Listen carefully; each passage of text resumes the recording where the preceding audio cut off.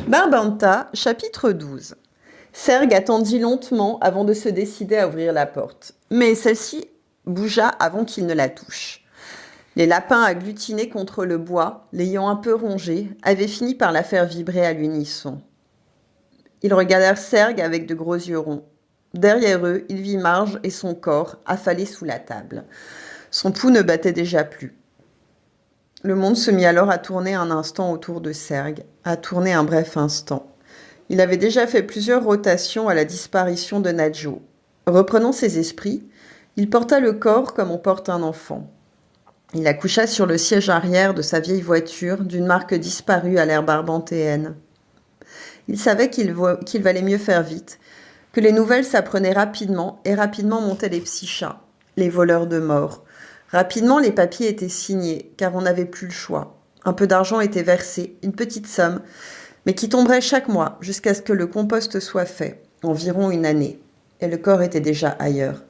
Puis c'était toute une vie à passer avec ce sentiment, les yeux fixés sur chaque enfant qui venait de naître, sur chaque étranger qu'on croisait, avec ce sentiment ambivalent.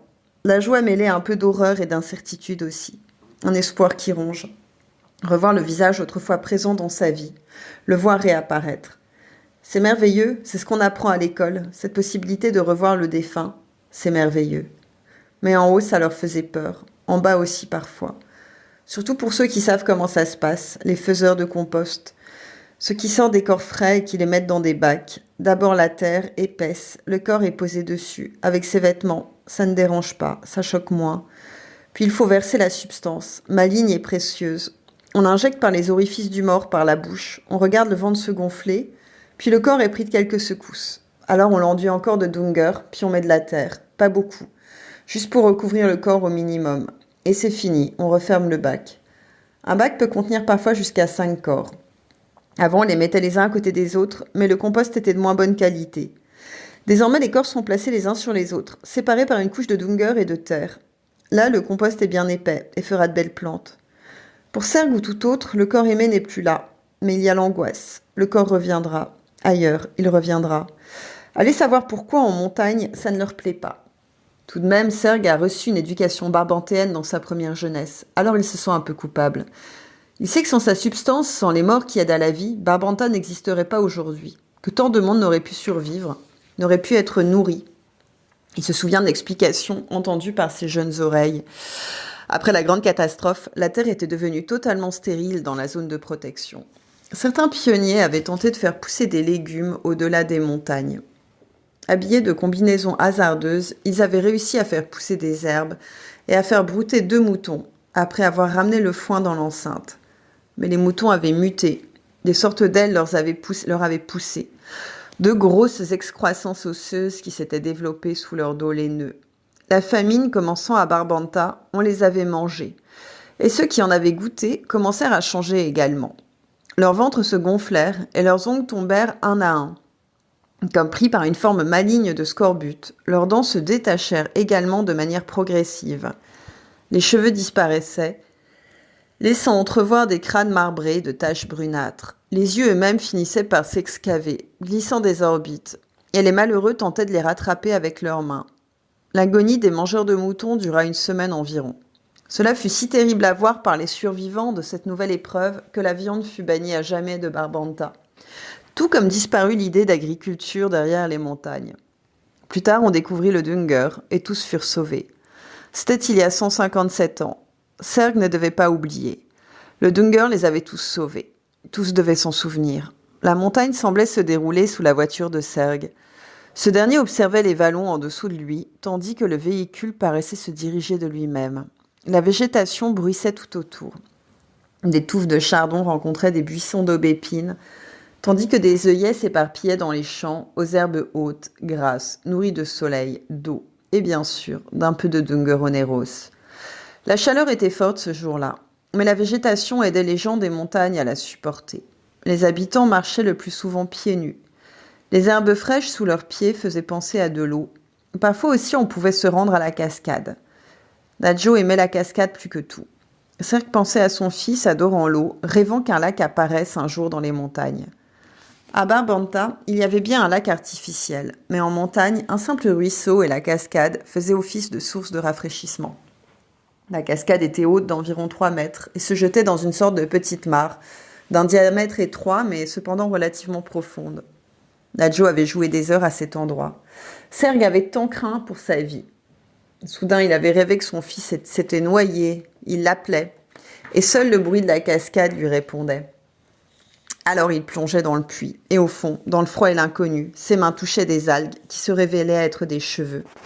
Alors que Serge tirait et le corps entier de Nadjo apparaissait. Nadjo, souriant d'être mort dans l'eau. La réalité était autre. Serge se souvenait que sitôt le corps de son fils ramené en montagne, les petits chats étaient venus le chercher. Et un enfant était aujourd'hui certainement né en bas. Un enfant qui devait passer sa journée à se baigner dans le lac de Barbanta. Serge s'imaginait que Nadjo était mort noyé et que son corps reposait dans les profondeurs de la cascade, à jamais protégé, intact, car conservé par la glaciale atmosphère des profondeurs, loin des faiseurs de compost et des mangeurs de légumes d'en bas. Les boucles brunes de Nadjo volant dans les prés, les boucles brunes mouillées. L'enfant réapparaissait régulièrement devant les yeux éberlués de son père. Puis il disparaissait comme le spectre qu'il était. L'âme grimpant le long des parois rocheuses, glissant en vérité, telle une cascade en sens inverse, accédant au sommet. Et là, il s'évaporait dans le ciel, en gouttelettes. Il s'évanouissait aux yeux du père. Serge bifurqua avant de passer le col Chiron. Il n'y avait pas de chemin, mais il savait exactement où il se dirigeait. Sous les sapins, il s'arrêta. Au loin, derrière le bout de forêt, un grand champ s'étendait. L'herbe y était d'un vert tirant sur le sillon, ce qui faisait penser à une sorte de gazon artificiel. Mais c'était en réalité la couleur bleue des sapins, se reflétant dans les brins d'herbe épais et luisants, qui opéraient cette illusion. Le champ faisait aussi penser à une sorte d'océan à cause de multiples petites collines qui le composaient, comme des centaines de petites vagues. Là aussi, Serge aurait aimé savoir Nadjo. Là, c'était le cimetière caché et vénéré des montagnards, celui qui restait dérobé à la vue des psychas. Serge sortit le corps de Suze. Il la porta délicatement et marcha sur les petites collines luisantes. À un instant, il décela un endroit plus plat que les autres. Posant Suze à côté de l'emplacement choisi, il se mit à dégager les touffes d'herbe avec ses doigts. Comme de la tourbe, celle-ci se dégageait avec de gros bouts de terre meuble et humide. On ne pouvait imaginer tombe plus facile à creuser ni moins profonde. Le corps de la mère d'Ampel fut déposé là. Les yeux ouverts regardaient le ciel. Serge ne voulait pas les refermer, parce que Suze voulait encore voir tant qu'elle avait des yeux, voir ce qui arriverait. Elle attendrait son fils, et ses yeux resteraient intacts jusqu'à ce qu'il revoie le visage espéré. Puis il se fermerait et pourrirait comme le reste du corps. Ainsi, Serge replaça les touffes d'herbe sur le corps entier, bien collées entre elles, à la manière d'un puzzle. Il ne laissa que 2 petites fentes par lesquelles on pouvait voir les yeux de Suze, brillants comme 2 émeraudes au cœur du lac d'herbe. L'homme se releva et regarda l'immensité du champ. La faim le prit soudain, sauvagement. Cela faisait longtemps qu'il n'avait rien mangé. Il eut envie de quitter l'emprise du soleil, de se réfugier dans un endroit sombre, un endroit de souvenir.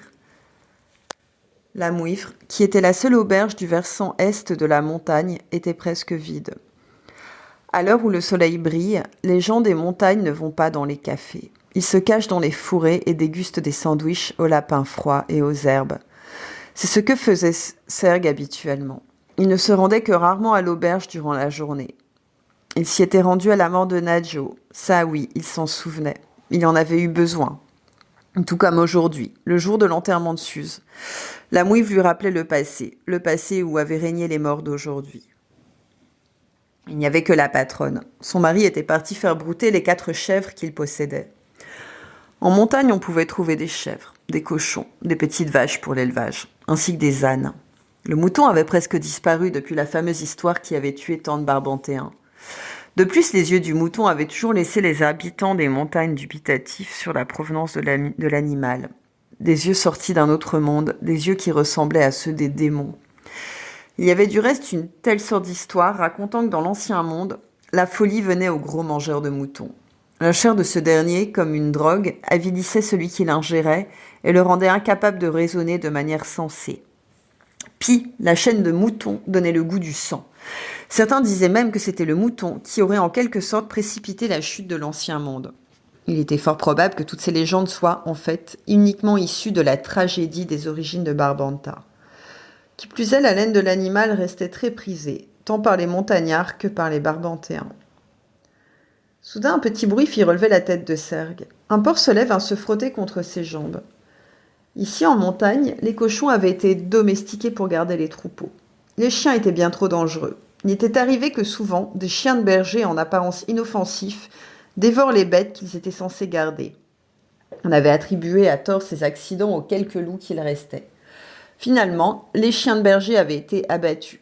Ceux qui avaient pu en réchapper s'étaient accouplés aux loups et étaient allés former des meutes sauvages. La montagne, suffisamment pourvue de toutes sortes d'animaux, il ne s'en prenait plus que très rarement aux bêtes des troupeaux qu'ils décimaient finalement bien plus lorsqu'ils en étaient les gardiens. En outre, les cochons se révélaient être non seulement des animaux obéissants, sachant mener le bétail, mais également de farouches gardiens. Leurs dents étaient redoutables et avec leurs cris stridents, ils faisaient fuir beaucoup de prédateurs, ainsi que les psychas qui montaient parfois pour chercher les morts. En bas, il n'y avait que des cochons sauvages dans la réserve naturelle et les psychas ne savaient pas comment réagir face à d'aussi drôles de bêtes. Sergue sourit en repensant aux psychas hurlant comme des fous et courant, poursuivi par un gros cochon défendant son troupeau. La patronne prit le porcelet dans ses bras. C'était une grande blonde à la carrure robuste. Ses yeux rieurs inspiraient confiance et son sourire laissait entrevoir une rangée de petites dents pointues qui, malgré son côté bonhomme, lui donnaient un drôle d'air féroce. Son visage paradoxal n'avait pas déplu à son mari, qui avait épousé Marle alors qu'elle avait 17 ans. Lui n'en avait alors que 15, et 15 ans était la majorité dans ce nouveau monde. Le mariage se faisait devant plusieurs témoins. Un papier était signé. Un simple papier attestant que ces deux personnes formaient désormais un couple. Un engagement n'engageant finalement à rien, juste une preuve d'amour, comme un bouquet de fleurs. Si les deux parties décidaient de se séparer, il fallait refaire une courte cérémonie devant témoins. Voilà tout. Le mariage, ce qu'il symbolisait, n'était finalement qu'une broutille, une simple formalité. En aucun cas, il n'était perçu comme un aboutissement de l'amour. Marle servit une liqueur de plante à Sergue, une de ces liqueurs qui fait tourner la tête. De l'alcool, bien sûr, interdit en bas. C'était en haut la seule drogue utilisée. Les psychas avaient bien essayé de faire disparaître cette liqueur de l'ancien monde qu'on appelait génépi, mais en vain. Craignant une rébellion, ils ne s'étaient pas attardés sur la question. Autrefois, Sergue et le père d'Umpel étaient souvent venus déguster la liqueur à la mouivre. L'auberge était un énorme chalet rehaussé où on pouvait donc boire, manger à prix modique les viandes des animaux des montagnes, de la perdrix au chevreuil, souvent accompagnées de délicieuses sauces aux champignons, ainsi que de pommes de terre. Bien évidemment, si la montagne regorgeait aujourd'hui de végétation, c'était grâce au Dungur. Cependant, les habitants des montagnes se nourrissant de viande, ils ne faisaient presque rien pousser avec le Dungur. Celui-ci était principalement réservé aux habitants de la vallée.